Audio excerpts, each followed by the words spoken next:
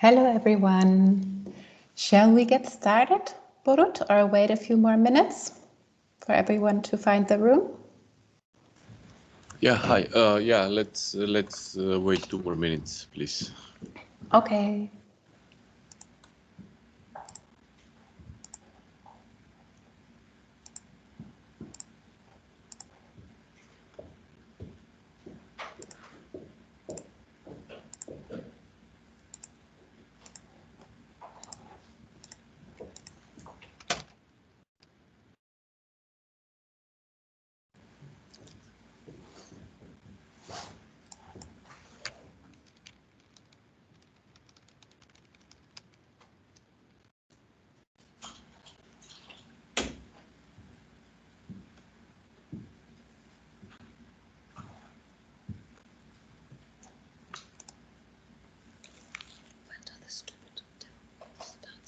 No.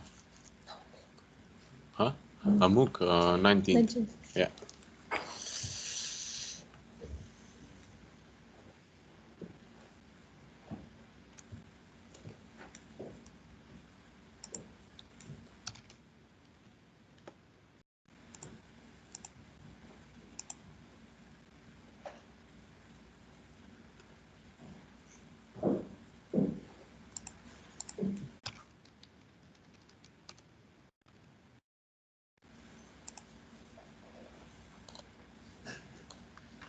Okay, then let's get started. Hello, everyone. Welcome to this workshop by the name of How to Crowddream. I'm happy to welcome you and present you to the workshop leader, Borut Cink, from All Digital based in Brussels. And I'm going to be the workshop assistant for today. My name is Lea Haskam, and our operator is going to be Carolina. So I saw already a few questions being able to share screens. Carolina is responsible for that. And other than that, if you have questions, please contact us. Also, if you have questions, content questions, you can post them in the chat. I will make sure that Borut has the opportunity, or the other contributors, to answer at the end of the presentations. Okay, I can hear some music playing. Yeah. Yes, and you already saw that this workshop is being recorded. That leaves me to wish us all a fruitful exchange and hand over to Borut, who will be able to explain more about the content and the workshop contributors today. Yeah, thank you, Lea. Let's just wait 2 minutes because there's an announcement on the main stream, so we don't interfere.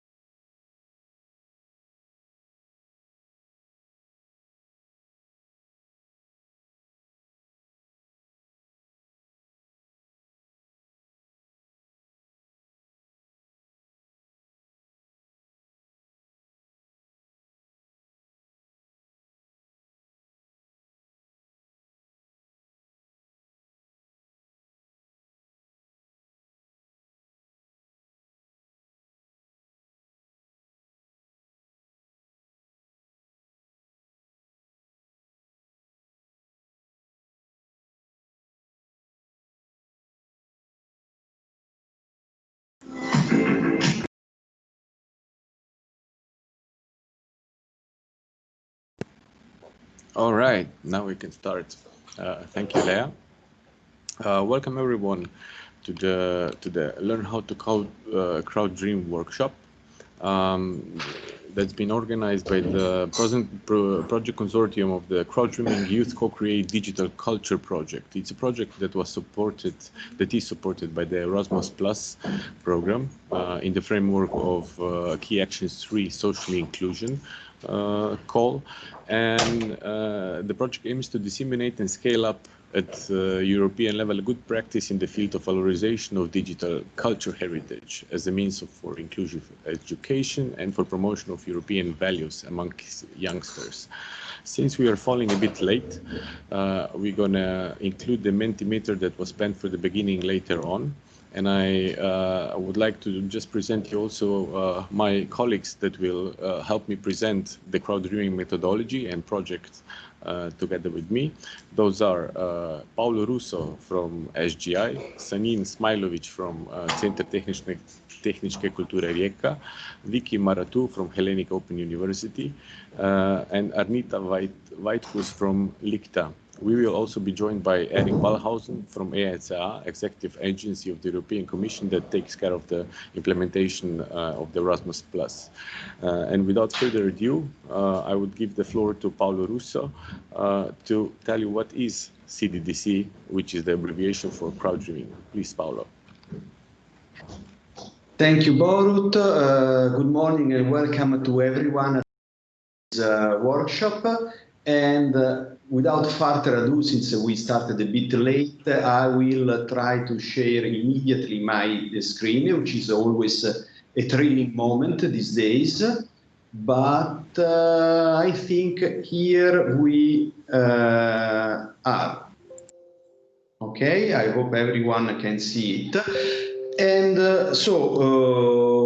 my role today is to explain what Crowddreaming is and what this project is about before giving the ground to our colleagues. And the goal of the Crowddreaming project is to build Europa Square. Why? I think that two things has to be explained because what is Crowddreaming and why we are here? Crowddreaming comes from the same inspiration of crowdsourcing, crowdfunding.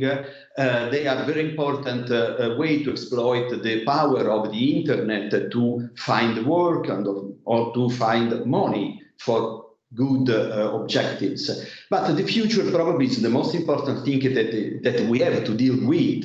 And so we started in Italy 4 years ago to try to find a way to dream the future together with the students of the schools. Why?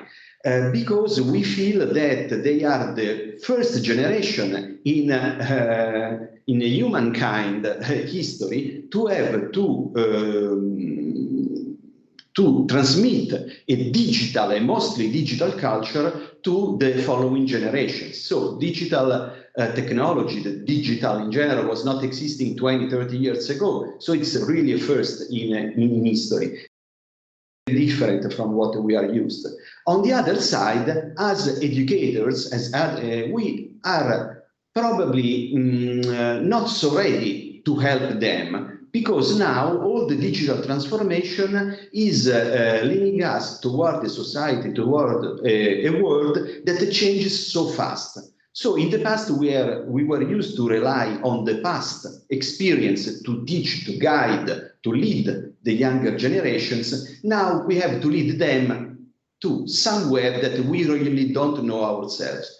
So this was trying to build something that could help us to achieve both these goals was the idea behind the original project Crowddreaming that was born in Italy 4 years ago, as I said. What do we do? We try to create Europa Square. Europa Square, we consider it as a digital monument, and to understand what a digital monument is a challenge in itself, but it is a digital monument to Europe, because the other goal that we have is to help people, to help younger people to understand really how much we owe each other in Europe for the most important elements of our cultures. We are not islands, we are very well connected culturally. So at the end of this upscale project, we will have one digital monument dedicated to Europe as a transcultural lab that will be composed by 80 or maybe more augmented reality installations around Europe, one for each city where the schools come from. And each installation will include a Thanksgiving shrine. I'm going to explain it in one moment, created by each one of our schools. So let's start from the end. At the end, we will be going to obtain something like that with way more shrines, Thanksgiving shrines. And this is a demo that it is available starting today on our website, crowddreaming.eu. And the real deal at the end will be an augmented reality installation that you can discover with your smartphone around your city. On the website, you will find a virtual tour demo that you can just see on your desktop, and you will just be able to go around this beautiful square in Berlin. Each one of these shrines contains a few short sentences explaining why, for example, Croatia is thanking Great Britain for the contribute of one gentleman that was so important for Rijeka, an English gentleman that was so important for Rijeka many years ago. And the same is in each shrine. The important thing is to let people thank the other, so people of one country, of one nation, understand that they have to thank another country for their own culture. And next slide, if I did everything right, I will show you a short video where you can see how to inside this environment.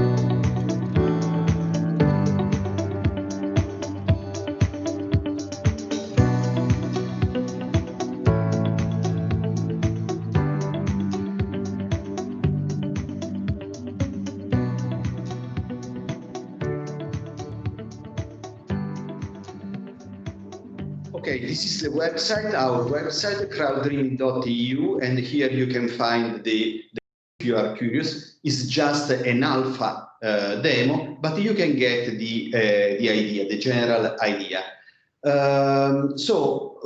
Very quickly, since we have a very short time, each one of us, we started from Italy since 2016, over 250 schools involved in Italy, over 5,000 students, and it was definitely a success. So we have a very vibrant community of teachers here, even too vibrant, consider the number of messages that we receive exchange every day. And again, this is what I already told you. Everything started to help millennials to face the unheard of challenge of transmitting a digital culture to next generation. Very quickly, you can find these on our, again, on our website, on the deliverables that we already generated. The idea is that we are facing three challenges of digital age. Is changing way we perceive space, time, and there is also a huge problem of speed.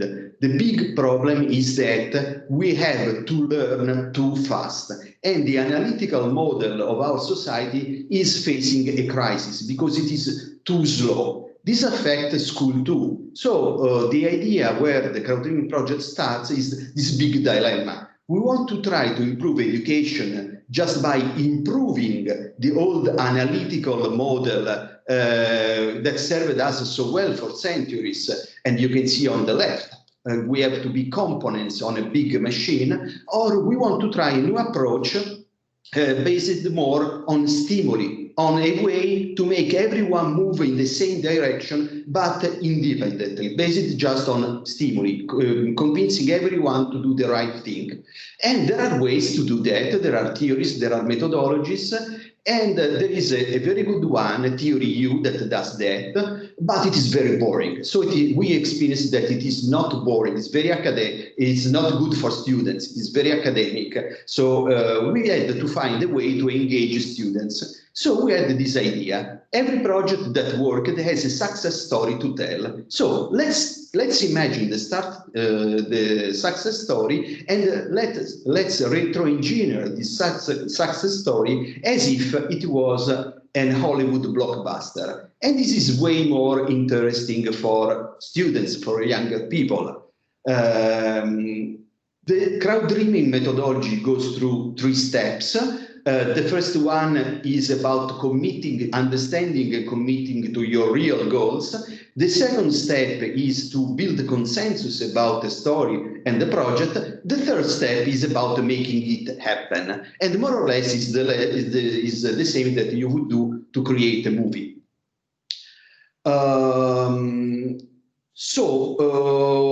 We are going closer to the end of the project. So we have the art of crowddreaming methodology almost ready. So we have a handbook, we have a training toolkit and pedagogical framework, we have an OER-based curriculum, we have a MOOC. And my colleagues will give you details about it in the following steps. So I hope that I stayed in the time slot that I had, and my invitation is go visit the Crowddreaming website. It is in all the partner projects languages, and discover more and have a look to Europa Square. In very few months, we will deliver it to your home, hopefully. Thank you. Thank you, Paolo. Now it's the moment for the first Mentimeter session, and this one is first, go to if you haven't, go to www.menti.com and use the code 8425850, and please answer, share a significant element of the contemporary culture of your country that you have to thank another European nation for. This is something that Alteo and Paolo were explaining yesterday in the beginning, and also Paolo explained it today. Basically, what do you think you would be thankful for to another nation? Either it's if we go to the culinary world, pizza to Italy, for bratwurst to Germans, or for strudel to Austrians, Slovenians, depends on who you think or where the food originates from. You can say it with one word.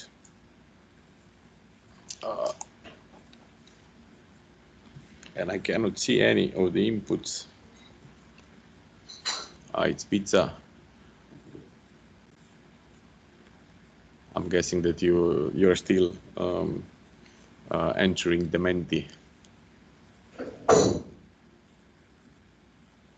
Airplane. Excellent. It's good to go out of the culinary world. It's the most obvious one. Any more suggestions?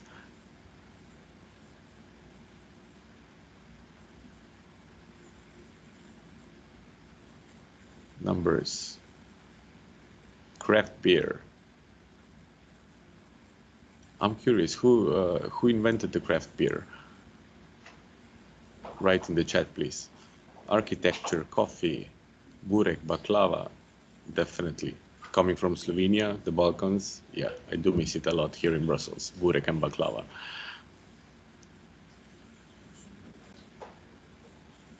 But yeah, this give you an idea what we are looking for, what we are searching for as the core from what we build in the France with the Crowddream technology. But now that we've explored what the Crowddreaming is, I invite our colleagues from LIKTA, Arnita, to present you how we upscaled the Crowddreaming methodology developed in Italy, how we upscaled it so it can be used on European level in different countries. So please, Arnita, the floor is yours. Thank you, Borut. Okay.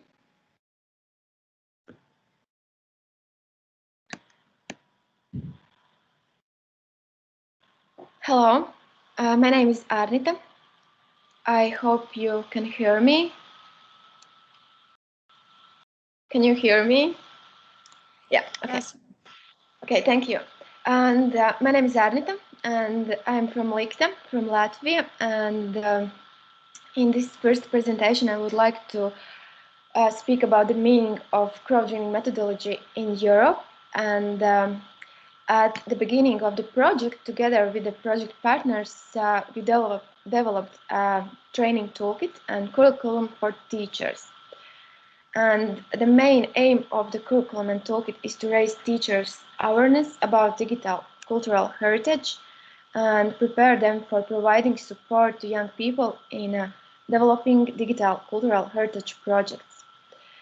And speaking about this first document, the training toolkit, this document provides an overview of Crowddreaming project, and this the document is based on the need analyzed results, like you will see in the next presentations about the MOOC that can be easily replicated in educational context.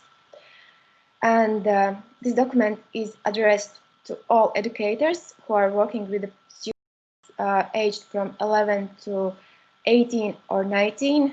And this document contains a training plan, guidelines, and open educational resource. And together with partners, project partners, we collected and found more than 100 resources in English, in Greek, Croatian, Italian, and Latvian. And most of the open educational resources are free tools, samples, and templates. And the next document are curriculum, is curriculum for teachers, and together with the partners we made 6 models in this MOOC, and in this GIF image you can see like a fast example, and this document contains 6 chapters, and the first one is the art of Crowddreaming method, product development, digital tools for digital content creation and and digital storytelling, digital cultural heritage, and media literacy. And this training material is based off MOOC-based training, and there is 35-hour material, and 26 hours are trainings, and 9 of them are coaching cycles. And speaking about this pilot and teachers' feedbacks, it is very impressive that some teachers with their students developed projects in March, April, and May, when most countries had distance learning. And here you can see some answers from the teachers. From the teachers' feedbacks, and who successfully complete the pilot project in the spring. And most of the teachers said that there was excellent curriculum for teachers, and they can use this curriculum in their studies, in their schools, and there is updated and practically useful study materials. Like you can see, we used e-learning environment, we used MOOC, and that was really easy to use in distance learning. And teachers said the training course helped them to understand the project development methodology, this Crowddreaming methodology, and what it is. And they said this course helped them to learn the essentials needed to start project designing. And it is possible to organize the study time yourself because they had this when they had this free time, they opened this MOOC and they fill the tasks and read the materials. And of course, that's really nice that they said they had good cooperation with colleagues and mentors. And in Latvia, for example, we had this opportunity that teachers from one school there was like teammates. They helped each other, and in Latvia, for example, there was 4 mentors. We helped them. We made them video presentations. We made them video calls, and we helped them to improve to use this material in their schools. And there was part of the teachers who successfully completed the project pilot in the spring, and together with their students, they developed a digital augmented reality projects, and most of the students were using an online tool, Metaverse, that is online tool, and it, like you can see in this image, it's like a mobile app where you can see this virtual guide who is telling this information about this cultural heritage. And some students, most of the students said that this project helped them improve cooperation and digital skills because they made the teams, they made the role models, they helped each other and to finish this project. And of course, students liked practical activities with immediate and interactive results. Like you know, most of the students or the children like to see visual result already at this moment, and that was really nice that these tools help them to do that. And students said that they have, after this project, motivation to create new and preserve existing cultural heritage. And when we spoke with them, they said at the first step, they said they don't like history, they don't understand what is cultural heritage, and that's why I think that is really nice to hear from after the project, that after pilot, that they feel motivated to create something new about the cultural heritage.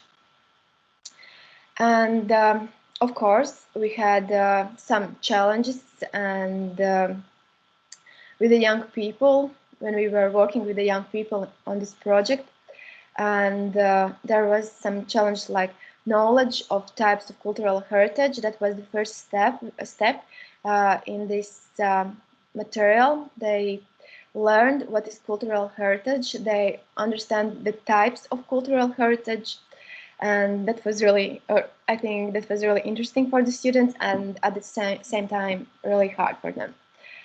And the next challenge, but was the distance learning process for our teachers. That was really hard because that was something new for everyone, and but at the same time that was really huge benefit that we already made this MOOC, this video materials, presentations, and they had the opportunity to send these materials to the students. And the next thing was the role playing for students. That was really hard because they made these teams, and they used this cooperation, and they used internet communication, and that was something new for them. And the last thing, in these materials, we showed them how to make a GIF image, and most of the students Now how to make a GIF image with some famous or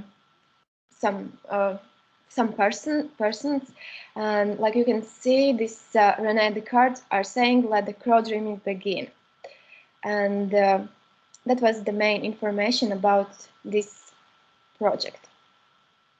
Okay, thank you. Thank you, Adita. I don't know how to do this kind of GIF. Can I also learn? I guess I learn it. Thank you. I need to become a part of the CDC project, right? Yeah, definitely. Well, thank you for the presentation. It's time for the next mentee, and the question is, what challenges do you think we face in working with young people on this project? Knowledge of types of cultural heritage, a lot of dreams at the same time, distance learning process, role-playing, understanding of the interdisciplinary approach. It's to distance learning, understanding the interdisciplinary knowledge of different types of culture. Well, the fact is, I'll give you a few more seconds before I reveal you the right answer.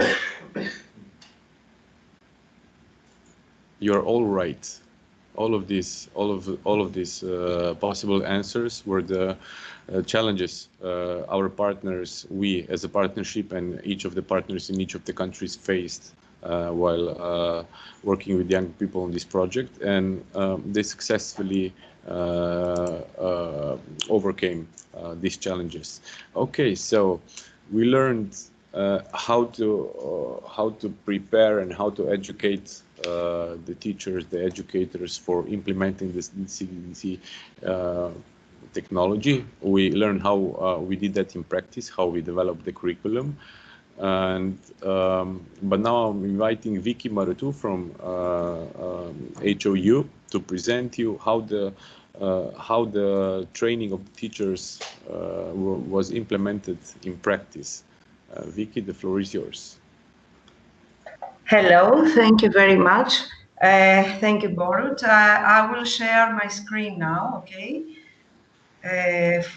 For you to see the presentation. I hope you can see my screen.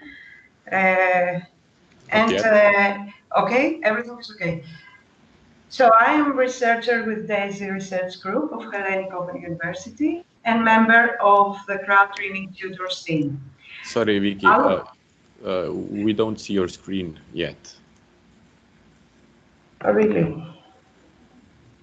No? No. Okay, let me check.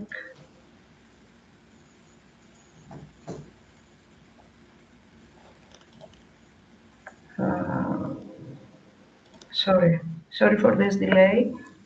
No worry. No worries. No pressure. Look, all right. Now I think you can see it. Okay. How about now? No, sorry, still not. Because it says that it is indeed sharing a window, the presentation to me. Now it is. Now it is. Is it okay now? Yeah, go for it. Okay, great. So I will present you the massive open online course of Crowddreaming project. The MOOC is designed to address the art of crowd-dreaming and provide tools to educators who would be interested to use the art of crowd-dreaming method in order to introduce the concept of digital culture to their students. The aim is to raise teachers' awareness about digital culture heritage and prepare them to support their students in developing projects related to the European culture heritage using many technological tools and augmented reality as well. This is the structure of the MOOC. The MOOC is free of charge. It is offered in English, Italian, Croatian, Greek, and Latvian. It includes 6 thematic modules. and it was planned to complete within 12 weeks during the piloting phase, that is 2 weeks per module. Upon successful completion of the course, a certificate of attendance is awarded. I will briefly go through the syllabus of the course. There is the opening module, which provides the goals and objectives of the course, and then each module provides knowledge on a specific thematic area. It consists of a carefully selected collection of open educational resources relevant to the theme, a self-assessment quiz, and references for additional reading. Each module starts with a short introductory video and has specific learning outcomes. Therefore, the teachers involved learn about the art of crowd-dreaming in the first module, the project development methodology, team management, and personal organization in the second module. In the third module, they can learn about the digital tools they could use to create digital cultural heritage content, how to modify it, store it, and publish it.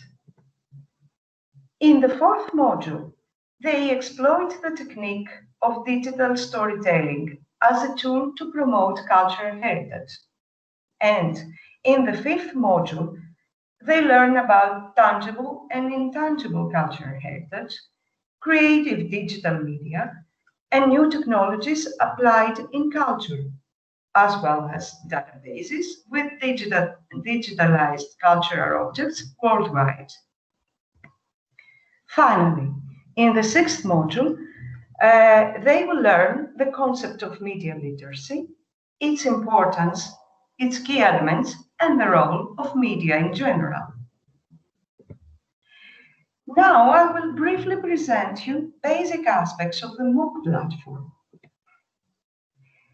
The introductory page of the MOOC is the page that it is accessed just before login.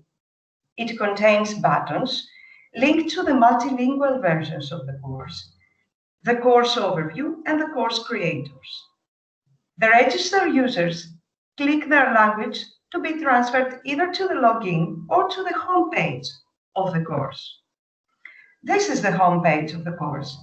Some key elements on this page are the navigation menu to enter any of the 6 modules, the user guide, the public forum where tutors post announcements for the learners, the private messaging tool that allows learners and tutors to chat in private, navigation buttons to facilitate navigation to the next or previous module accordingly, and by clicking the title of a module on the navigation menu, the module introductory page appears.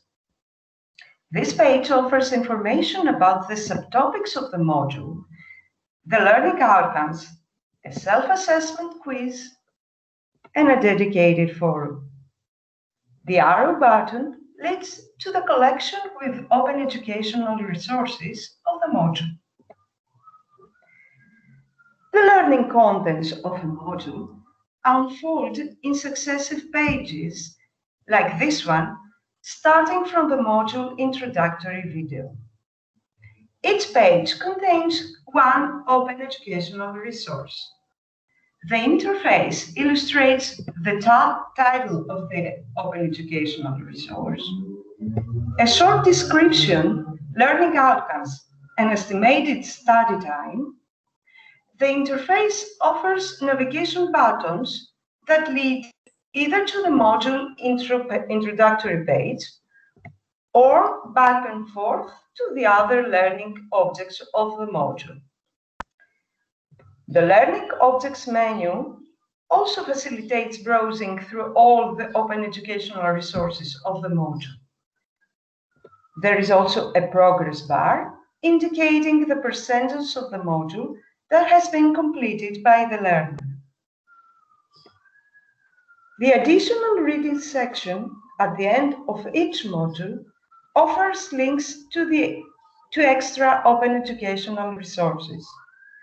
The open educational resources are downloadable as PDF files, and the page offers short description, learning outcomes, and estimated study time for each open educational resource. Finally, as soon as the learner has completed a module, they are allowed to take the self-assessment multiple choice quiz. They can see the navigation menu of the quiz questions, which indicates graphically the unanswered questions, as well as the correct and false answered questions. Each page presents one multiple choice question and possible answers. By checking one answer, the learner can see if it is correct or not and receive feedback. Then they can move on to the next question. How about the lessons that we have learned and the current status of the MOOC? The COVID-19 period set many challenges to the projects and the MOOC. The dropout probability maximized, so the partners decided to make the MOOC flexible and extend its completion date. This helped the 82% of the initial 150 registered teachers, that is 123 persons, to successfully complete the course up until now. The MOOC will be updated after the piloting phase, according to the teacher suggestions for improvement, and the content will be enriched. If you wish to learn more about the project and the Crowddreaming MOOC, please follow these links. You can learn more about the activities and the projects of DAISY Research Group in these links. Thank you for your attention. Thank you, Vicky.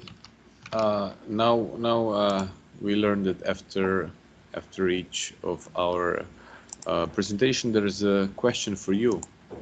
So get ready to use the Mentimeter again. And the question is, what did you think about using a MOOC to learn CDDC methodology? Do you like online learning? Is this a great idea, but not for you? Maybe, but you have more questions about it, or you would like to take the MOOC? Okay, this is very encouraging, very positive.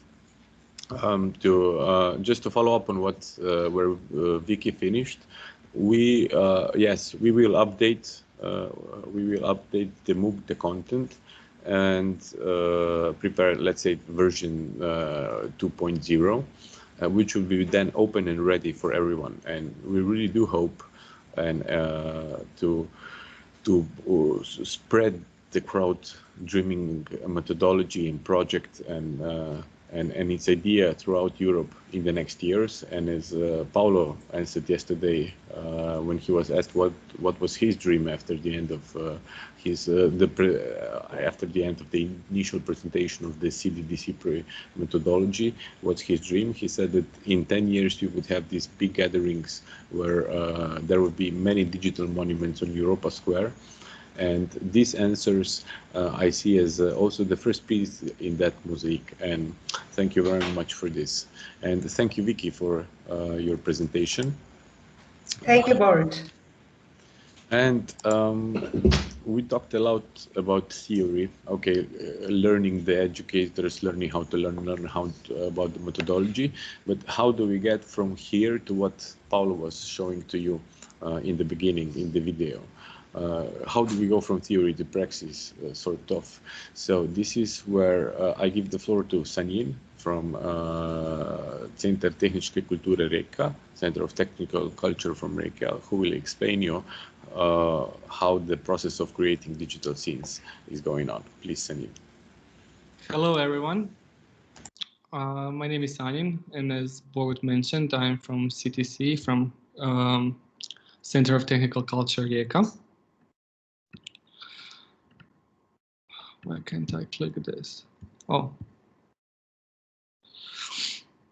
It looks like your presentation got stuck into a vortex from yeah. Is it still stuck? Yeah. Sorry.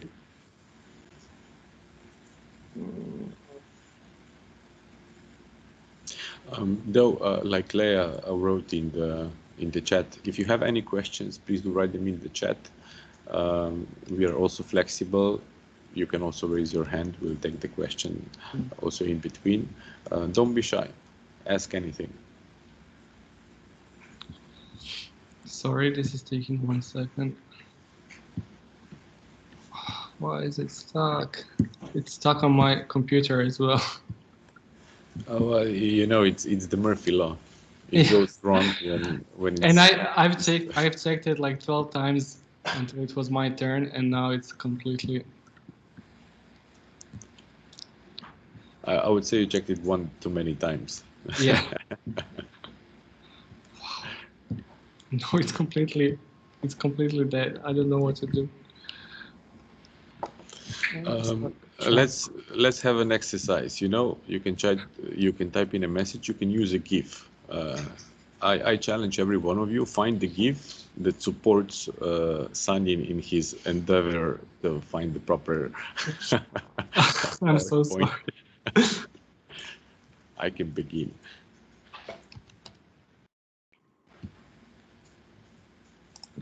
Why are you not working?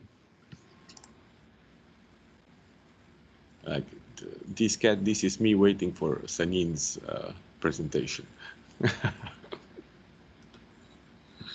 Oh, I'm so sorry. It's stuck. I can't do anything. I'm trying, but I can't.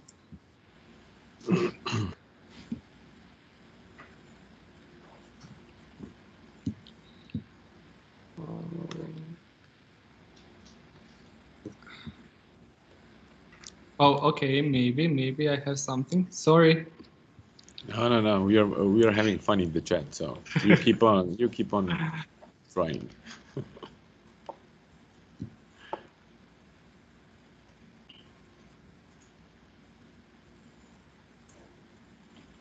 Okay. Do you see it now?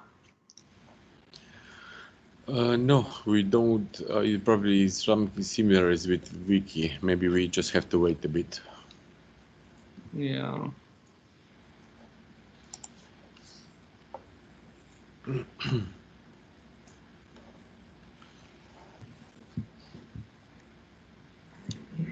Still nothing? No. You know what? We'll... You do your thing. I'll do my thing with the Mentimeter. The plan B. There is no plan B. No, but yeah, please go to the Mentimeter. Now we have time to do some of the questions that I wanted to present you in the beginning, but since we started a bit late and we are quite packed with the schedule, I skipped them. So, where are you joining from to today's workshop? Please name the city and the country. Well, now Sanjin took over, so please. Yeah, sorry. No, it's okay. It's okay. Finally managed. Yes, please. The floor is yours, Sanjin. So sorry. Okay, so I already spent like a lot of my time, so I'm gonna jump through this first phase. The first really important thing here is to remember the initial goal of the project, which is Thanksgiving and sharing elements of culture. So we need to teach our students that our culture isn't only ours, we share it with other nations as well.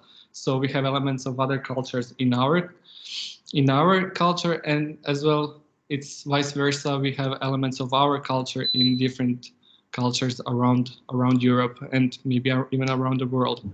Some numbers just to remember. So in the project proposal, we said that we're gonna include at least 400 students per partner country. So 1,600 students altogether in the workshops with young people. 80 teachers altogether at least. So that's 20 per country, and at least 80 digital scenes created, which Paolo already mentioned. I would also like to mention that this is an Erasmus Plus inclusion project, so at least 30% of our participants are from the disadvantaged target groups. Piloting phases, as we envision them in the project, we plan them through 4 phases. The first one is research, the second one is discussion, the third one is creation or production of digital scenes, and the fourth one is delivery of the digital scenes. So this is actually how the structured, how we suggest to structure the workshops in the classroom. The first part, research, is probably one of the key elements in the workshop, because it allows students to research their own country, their own nation, their own culture, and how it and through the research they will probably come to notice that not everything is strictly Croatian, or if we live in Croatia, or strictly Greek if we live in Greece. So they find a little little elements of different cultures, and the research can expand, and in this way they can also start researching other cultures and other nations, which also supports one of the themes of the project, which is interculturalism and shared European values. The second part in the classroom is to present what have you researched, what have you came to notice, and to start a discussion on it. As Paolo already mentioned, it's important this part to reach a consensus, so that we can share experiences, we can share what we've learned, what we research on our own, and then kind of move on to the third phase, which is the creation of the digital scene. And I will talk a bit later about digital scenes, or digital shrines, digital operas, whatever we called it today. And at the end, the delivery of the digital scene, which is just sending the finished project to us, to the partner consortium, to the national tutors. One of the documents that we've also created throughout the project is the action plan. And the action plan is actually one really good tool, and it's not external. We've created it from scratch in this project, and it's a really good tool for teachers and other educators and tutors and trainers who want to try the Crowddreaming methodology, because it contains a really structured way of presenting the Crowddreaming methodology into your classroom. By no means is the goal of this action plan to really harshly structure how you should develop your workshop with your students. It's just, you can use it as a template, as a source of ideas, how to present different phases of the workshop, how to involve students into the creation of the digital scene, into the creation story of the success story of the idea and everything. Coaching circles are, as mentioned by Arnita before, one of the methods that we used a lot in this project, and coaching circles are also good when in this phase of the project. In short, it's a really good and structured way to peer evaluate your ideas, your thoughts, your research, your experiences with your peers. So if we did it with teachers, so teachers would hear from other teachers who are in the same position as they are. They are also conducting they are also going through the MOOC, for example, and they would share experiences, their thoughts about the methodology, anything in essence. So coaching circles are a really good method to peer evaluate your work.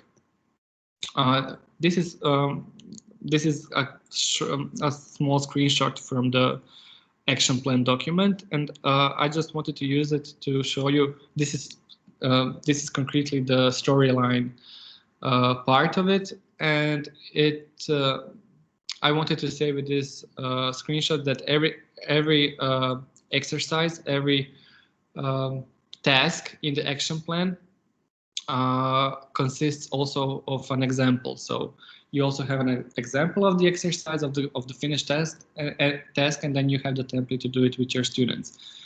In essence, if you go through the action plan, you take the parts that you want, you discard the parts that you don't need, you evaluate that you don't need to use use in your classroom, because you are the teacher and you know your students the best.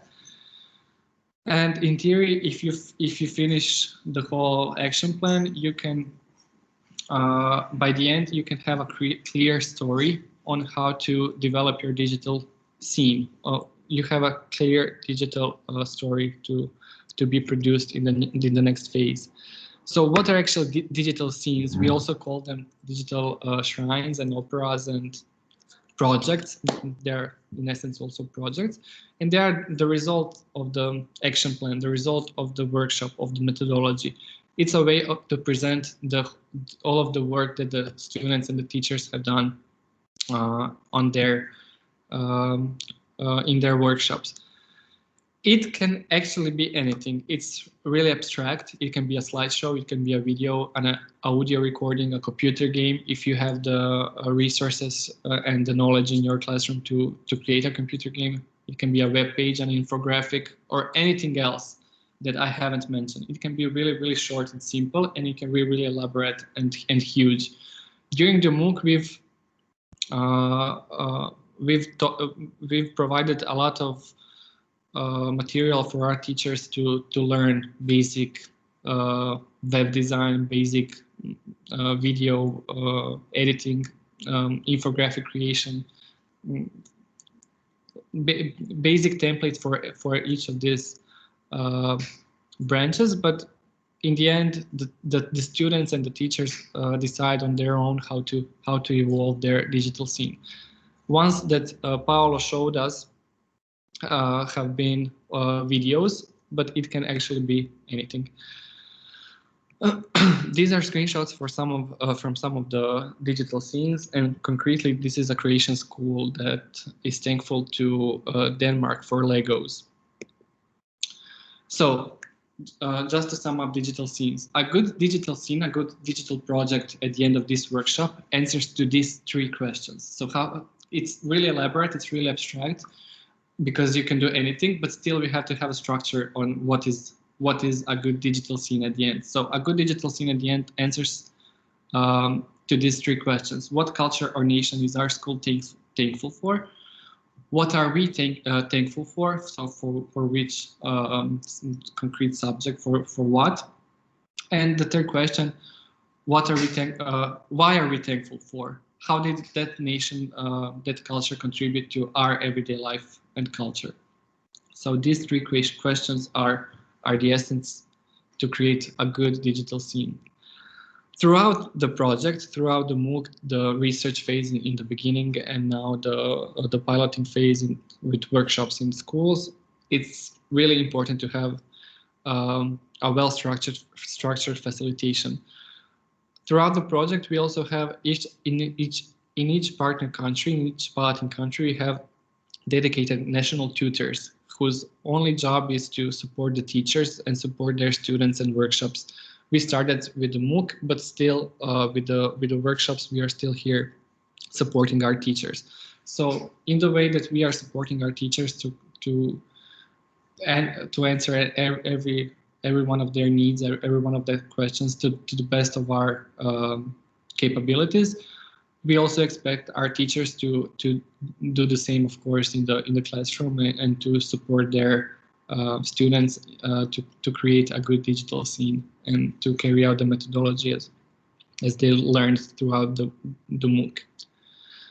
And for now, this is all. Once again, I'm so sorry that you had to wait for me to start the presentation. I think everything is. I only took 1 more minute. Sorry, Borut. No, don't worry. Thanks, Sanjin. Any question at this point?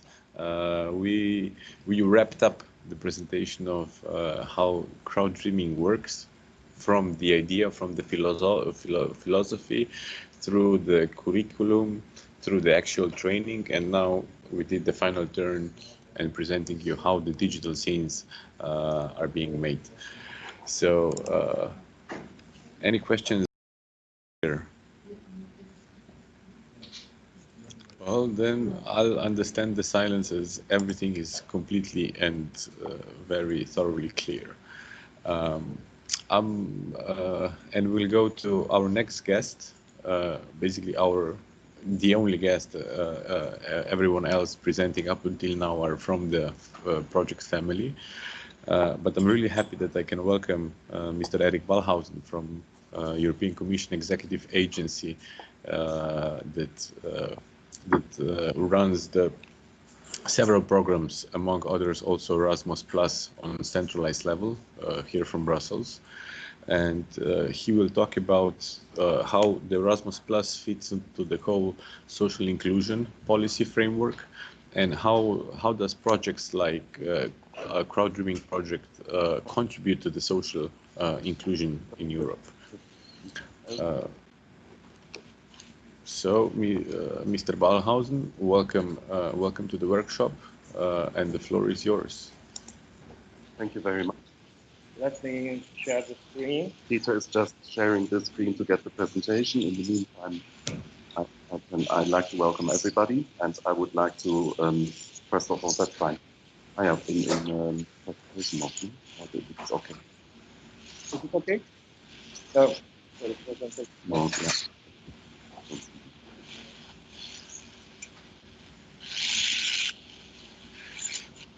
Yeah, just to explain, we are hosting Erik here at the Brussels base for the AD Summit, and that's why he's here as Peter. But he's not Peter, he's Erik, of course. Please, the floor is yours. Yeah, it's a sort of Erik with a P in front, sort of kind of thing. We're creative. It's okay. So yes, I'm Erik Ballhausen. I'm here in the function today as co-manager for social inclusion. So I would like to thank Peter and his whole team to organize this nice event. I'm very impressed, but there we go, all digital, the professionals on digital in Europe. So this is, I must say, I have to congratulate you on the organization of this, because this is, since Corona started, the first event I am involved in, which is hybrid. So we're on site here in the building in Rue de la Loi, and participants are online. This is a new way of working and something to discover. So social inclusion, it's when I mention it, people are always surprised that the Juncker Commission actually already Juncker in 2014, when he did his address to the European Parliament, already put a clear focus on the social dimension. So he was in his speech to the Parliament, this is a quote from his speech to the Parliament in 2014, he was asked, he was challenging everybody, you know, we shouldn't only think about the economy and try to strive for AAA in economic and financial matters, but we should also strive to become AAA in social matters. So that was at the beginning. So then this was not just talk, but he walked the talk, and he continuously discussed this with the member states, and this led to the Gothenburg summit on the 17th of November 2017. And at this summit, all ministers involved in the process agreed on the strategy worked out by the Commission, and a communication was published strengthening European identity. Of course, this is also in the context of the refugee crisis, of political shifts within the European Union, of certain divides amongst member states, but also in civil society, shift in values and understanding what Europe should be. So this is a key document strengthening the European identity. And part of that, part of what is in the discussion of identity, an important part to play a role, of course, is education. Yeah, because all ministers present believe that European identity is important to have common European values, and education has a very important role to play. And what was interesting in this discussion already in 2017 is, again, a focus on the European education area. And for those of you who are following the discussions and the new program, the European education area is now really something which will happen under the new program. So this is already something to look out for. And if you haven't heard about it yet, or are not so knowledgeable about the European education area, I invite you to Google it and read the latest documents on the developments of the new program. This is a major feature. We had in the communication on how to go forward in creating a European education area, which, by the way, also has a new focus on lifelong learning, because European education area was for a very long time mainly discussed in higher education and the universities, and of course it has already been an integral part in the Bologna process. So if you're working in that domain, it's a very familiar concept. But now with the new declaration on lifelong learning, which was adopted by the Council in 2018, another important document to look up. If you didn't have the time to do so, I invite you to do it, the lifelong learning strategy. So the European education area now should really cover the whole educational sector, from early childhood education, youth work, schools, primary, secondary, but also teacher training, universities, but also adult education, and also in the social inclusion call, we're already very familiar with this because it's an open call, and we have projects in all domains: museum education, cultural education, prison education, special education for refugees, special education for migrants. So the European education area really is a wide spectrum. What are we focusing on? Good quality and inclusive education from childhood on lays the groundwork for social cohesion, social mobility, and equitable society. So we have sort of three pillars here, and the confirmation that it starts at the earliest age of learning, which is early childhood education, and goes all the way up to adult education. The second point, also very important, education forms the basis for active citizenship, plays a pivotal role for people to experience what it means to be a European. It helps maintain our cultural community, our common values and identity. So the second part really is this element of identity, values, common values. Okay, so when we see here in the first part, so these are important elements: social cohesion, social mobility, and equitable society. Of course, these are high set goals, because normally when we're working in education, we have very clear targeted learners or people in need whom we want to work with. So this is a bit a wider context in which in which the Commission invites people to see education at a European level, what we always call the European added value, and also very important, active citizenship. So here we in the social inclusion call, we already did this. Education is not only about learning something and then being better, in a better position to find a job. No, the European Union is also about active citizenship, that people feel part of the democratic processes and that they're active in this. So this is a very important part as well. How can education motivate learners at all stages in life to become, to remain, and to be wanting to be active citizens? And then we have two important parts as well. So we always try, in the European programs, we always look at quality of education to improve quality of education, and in the social strand, it's about inclusive education. So this is also important. It's not inclusive education. It's not necessarily that a move away from people in need getting special education separated from the normal formal and informal education. systems we have in place in all the member states, but it's now more a move to try to integrate people in needs, in difficulty, also in the mainstream education system as much as possible. How is this happening at a European level? I don't know, some of you might have heard about the European semester. This is an important instrument in education now. I'm just briefly talking about this because in K3 we in the key action and in the social inclusion call, we're expecting projects to provide recommendations into policy, and we're very ambitious. It's not only about recommendations at institutional level, at local level, regional level, national level, and EU level, but really into the political process.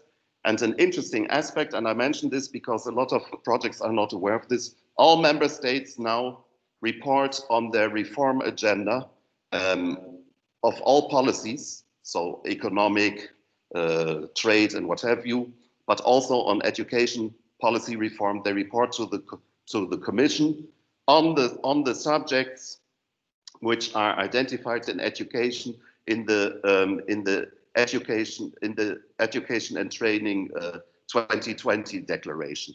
So member states have agreed with the Commission to focus on certain aspects in education to improve these parts. One is to reach by 2020 40% of higher education students from amongst all school leaving pupils. Another target is to reduce early school leaving down to 10% average. So these are agreed targets which were agreed by the ministers of education 7 years ago, and the member states also agreed to report to the Commission twice a year on the progress they are making and what reforms they are proposing. And oh, lo and behold, the Commission is looking at these reports by the member states, analyzes them, compares them at a European level, and gives back feedback to the member state. So here, projects which are working, for instance, in areas linked to these targets, we encourage these projects to give feedback linked to what is happening in the European semester, so that we have example projects which can feed into the process.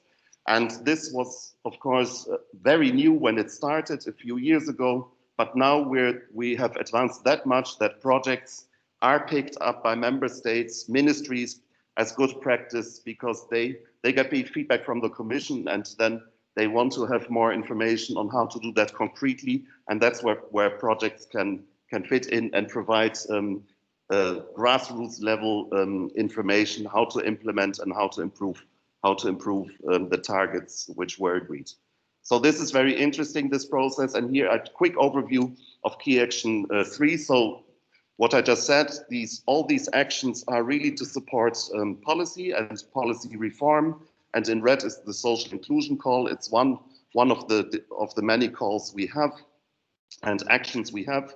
You see, for instance, also civil society cooperation, studies and surveys to support the work of projects and the policy process, and policy networks, European policy experimentations, forward-looking, all kinds of different activities.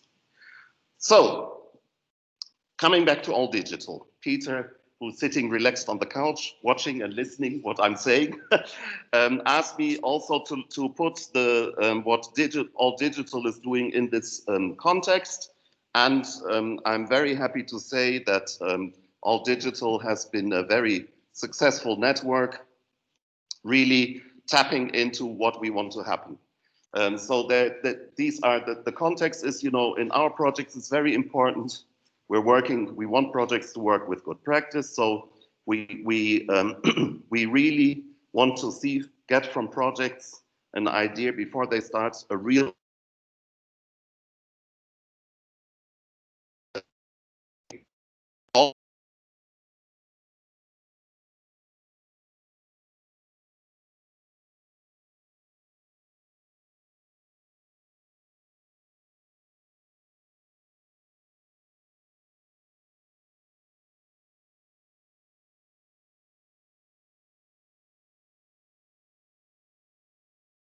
of identification. Why people in need, why they have, what difficulties they have, and that it's clearer, because in the project we're focusing on implementing good practice. We're also evaluating what happens with learners before and after comparisons. For instance, what was their situation before they underwent the training or the teaching of the project, and what happened, what was their situation when they came out of the training trajectory. What did they learn? What are learning outcomes? Are they useful? Are the learners happy? So that's why we need a rationale in the project, and the upscaling approach must be justified. So we have an analysis, then we have a justification, and in provision we see that evaluation is important. So we're not interested in evaluation of the implementation of the project. No, we ask our projects to evaluate the learning process, the learning outcomes, and also very important, of course, the impact of the learning. And then when projects have done that, then we have meaningful recommendations, because the recommendations are not, we need this or that. The recommendations are really detailed because they draw on the experience of the project. We have experimented this and that and that. While implementing the good practice, for instance, in Spain, we noticed there was this was a hurdle. In Greece, that was a hurdle. In Germany, that was a hurdle. But by collaborating together and developing a new approach, we could overcome this. And that's what we're interested in. So the evaluation is really about, okay, how does this new approach work? How do we get at it? How do the learners profit from it? So that is the thing. So it's very important in these projects, and All Digital is very good at this, to choose the relevant methodology, not only for the implementation of the project, but also for the whole process of the project. So to be inquiring amongst the target group, how they learn, what they learn, and then you have assumptions when you set up the project in your application, and these assumptions are either confirmed, but they're also challenged. So and these challenges create new opportunities. And here we are at an important point. What we see in All Digital, normally in projects, when there are new possibilities, projects often stop there and say, okay, we've done this and that and that. These are the problems, and now we have identified these problems, and that those need to be tackled. What they do in All Digital is they don't stop there, they continue. So the possibilities evoke new questions, and in the projects, they have a very profound and good worked out scientifically based approach. This was, I think, developed by one of the partners in Italy who took a lead there. So there you see, partnership is important. And yes, sometimes you need a partner who is really very, very specialized. They brought this partner into projects, and this partner really insisted on, no, we don't stop at the challenges. We ask more questions, and they do that in a very structured way. They ask questions to the teachers. They in one-to-one interviews. They ask questions to the trainees, the people who learn, in questionnaires. And then they continue the evaluation. You see that here at the end, continuous evaluation. They evaluate that, and then they go back.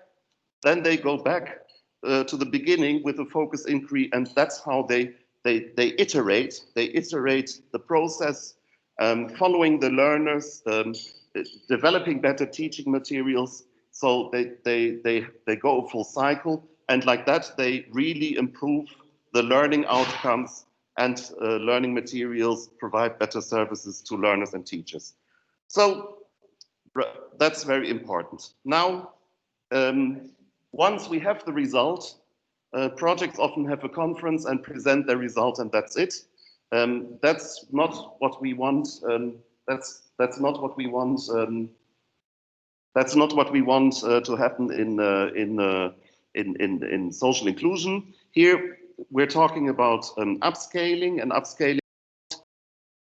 We're not really interested in disseminating. No, that it's not enough to have a conference and say, look, guys, this is brilliant, try to do it. No, the project has to have a good practice, and when they implement it, they have to scale this up, either horizontally, so to new educational areas or sectors, or vertically to different levels. So you see here, you know, you can work, and we're very open, and the call is very grassroots, so you can upscale at institutional level, horizontally by widening through a network and including other organizations. You can do that at local level, but you can also do it at regional level and of course at national level. So very successful projects come with such a good result that ministries of education get interested and decide to implement this nationally. And of course, at EU level, we are very interested, and All Digital has been a key partner in this. You might have heard about the digital competence framework, a standing working group of the Commission with national experts from the ministries developed this framework, and we invited All Digital twice to participate in events related to these working groups.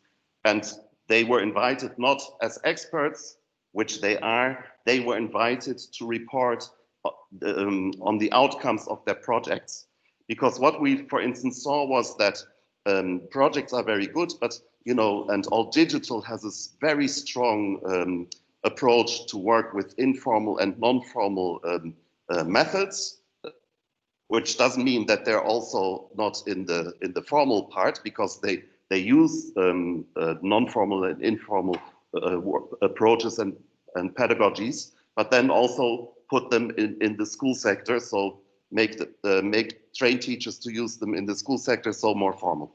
So these are interesting aspects, and if we want to analyze digital competences, this framework was developed, and All Digital was invited to present the project, and from a project point of view, what kind of skills and competence framework would be useful. So you see the projects and their other examples are really used also at EU level by the Commission directly to have policy involvement. This is more a structured way. You can have a look how this works within the call. You know, you have activities, we have outputs, outcomes, impact, and how we link that in the call, just to show you that we are very serious about this. And when we look at applications, we really check that applications have a clear concept on this. Okay, I will wrap up. I was just told I have 2 minutes.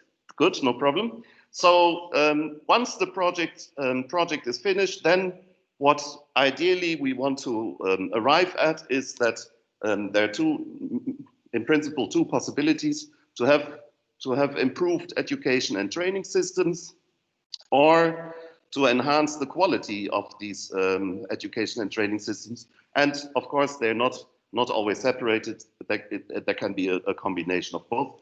But what is very important in key action 3, and this is again, if you look, and I invite you to have a look at All Digital website, at their reports, it's very important that we have figures, to have facts, not a descriptive report. We trained 300 teachers.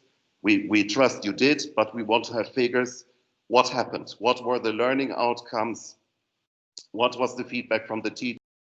Able to improve their lessons, for instance, the way they teach, so that we have a proof of improvement. Enhancement of quality. Do we see an increase in enrollment of learners of disadvantaged backgrounds? That's a typical one where a lot of projects aim to do. In All Digital, also, you know, they work more non-formal, so their enhanced quality can be that you think about providing accreditation when you have a non-formal or informal hackathon, for instance. A lot of people take part. They all say we learned a lot, but then accreditation is difficult. To give a diploma like that is useful, but to take it a step further, that it's comparable, for instance, with a digital framework of skills and competences. If such a diploma uses that framework now, this framework is rolled out in a number of member states. So if projects provide a diploma and refer to the skills and competences and levels and use the matrix of the digital framework, competency framework, that improves the project, and of course also makes the result of different projects comparable. So these are things we are very interested in. And to round off, the wheel doesn't have to be reinvented. These are examples of studies which are available. I mentioned them very often. They're a bit older already, but a lot of projects work with these reports from the Eurydice network. The structural indicators you see, for instance, here you have structural indicators across the whole education spectrum. The first report is on early childhood. Then we have one on skills, and then we have one on early leaving from school. We have one for higher education and for guidance on employability. So structural indicators, these are analyzed and described by the Ministries of Education, and the Eurydice unit here in Brussels in the agency makes these nice reports. One advantage is that these reports get translated into the languages of the member states, so that if we have evidence-based policymaking in education, the support mechanisms in your project, you can share this with the partners, because one of the things always is, you know, in a mixed partnership, we know it, people when you work with disadvantage, you have to work in the national language. So afterwards you have to report, and then to have an agreed set of vocabulary is helpful. And there are other reports. And I think here I finish, and we can maybe go for some questions. If there Thank you very much for this very insightful input, and because we also think it's really important to understand the framework and the policy framework and the wider context in which the projects that EACEA operates, finances through different specific goals, and what do they contribute to the European goals. None of these projects are just there because it's nice to have European money and it's nice to finance them. All have very specific targets, and sometimes we forget about them. And thank you really for taking us to a trip which is not always very sexy, but it's really important to understand as the ones implementing the projects as well as the participants in the projects. But yeah, now the floor is open. Please, do you have any questions for Erik or any of the other presenters?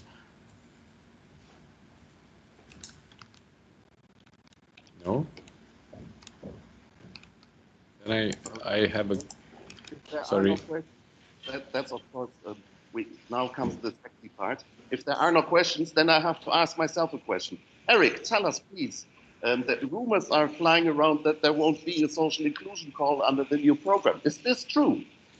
Now, this is always a very sexy question, and even Peter next to me here is laughing, because indeed this was a big discussion. And I can unofficially let you know that the discussion has been reopened, and I invite you to follow the discussions to see what will happen. I cannot say more, but I invite you to follow the discussion. Thank you. We are keeping our fingers crossed that it will be the next generation. And okay, but then I have a question for all of you, and with this we're going to wrap up. It's my favorite Mentimeter moment, and okay, yeah. Bye, guys. Thank you. Bye. Peter said I can stay. Good, I will stay. Yeah, do. So, first question: are you ready to start Crowddreaming?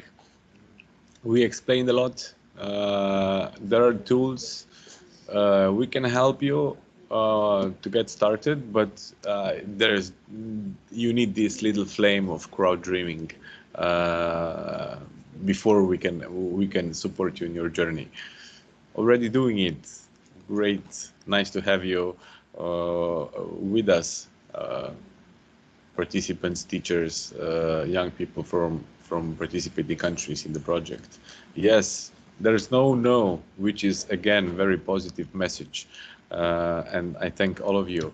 And the last but not least, how would you evaluate the workshop? Was it useful for you? Did you learn anything new? We acknowledge it was quite one-sided, and not as an apology, but as an explanation. We had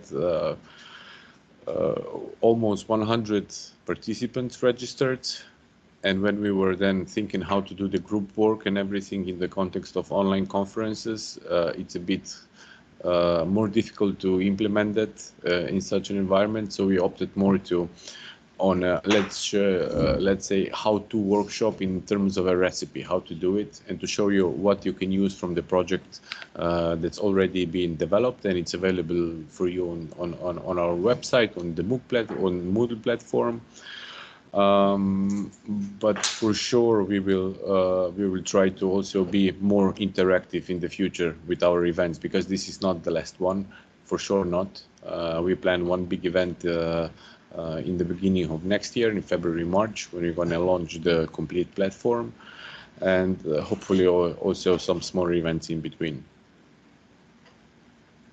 So thank you very much for the feedback. There's perfect timing, very useful, great workshop, great project. The project is great because of all of you also, all the partners, all the participants, all the teachers and young people participating in it. But yeah, thank you very much. It's 13:13, 3 minutes past our scheduled time. I would like to thank all the guests, all the speakers, for your inputs. I would like to also thank Lea and Caroline that helped us technically to implement the workshop. And last but not least, thank you to all of you who took time from your busy schedules to be with us for an hour and a half. I wish you a great day and a nice weekend when it comes, and hope to see you not only online but also live somewhere in a not too far of a future. Take care. Bye-bye. Thanks. Bye-bye from me also.